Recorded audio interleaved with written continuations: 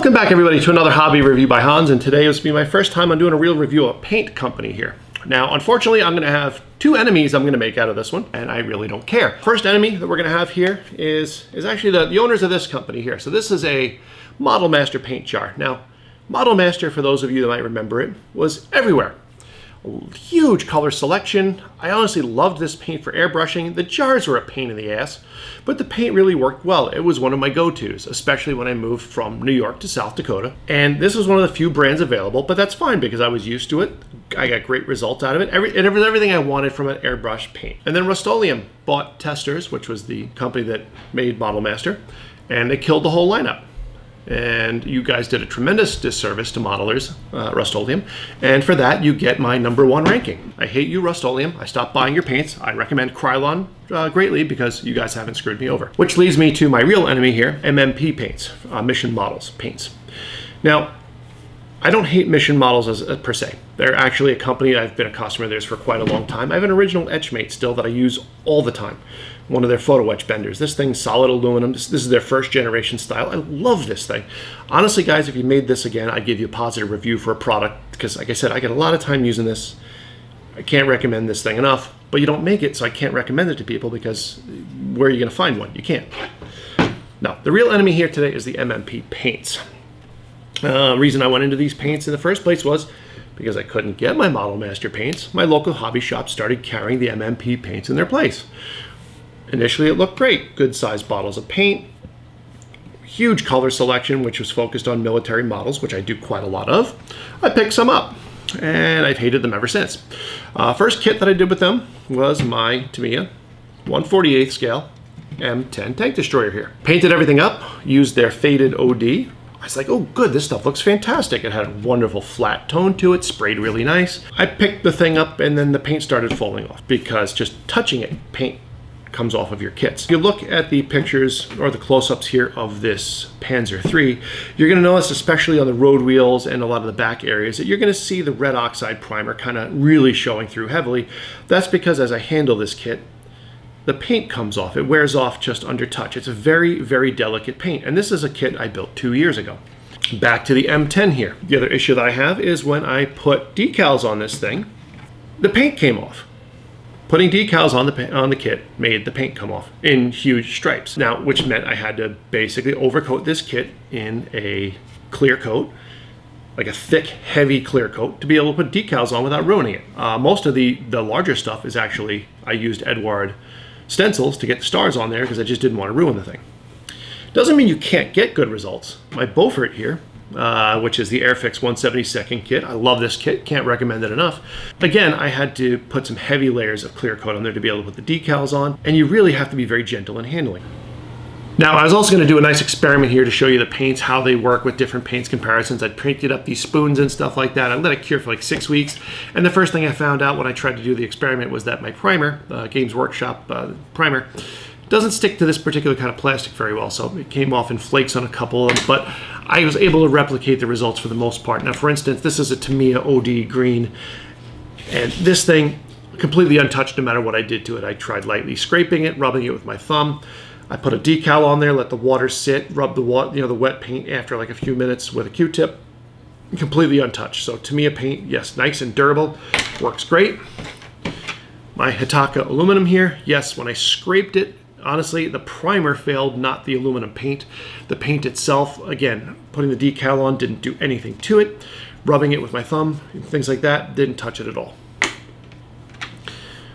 The Ivory MMP paint though, like I said, this is one of the ones that I've had.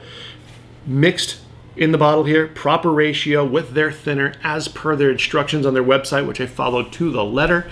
And honestly, once a drop of water was on there for about 10 seconds, I could see the paint starting to soften, hit it with a Q-tip, and just you could see the primer coming through there.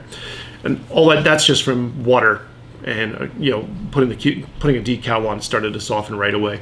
Also rubbing it around the edges, I was able to just get the paint to wear right off of there, no problem. Now I did, with the red, I went very, very heavy on their thinner, way more than I usually do. This one actually seemed to do okay. It's still not great. It's partially is that because I had to thin it so much I got like no coverage. This is like 3 coats of red on a very light primer. which is the Games Workshop Wraithbone.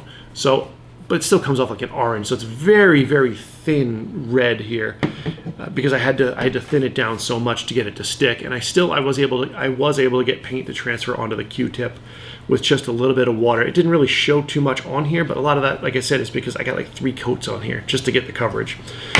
Which brings me partially to looking at the difference between these two, partially to one of the other things that I have is just the inconsistency of the product.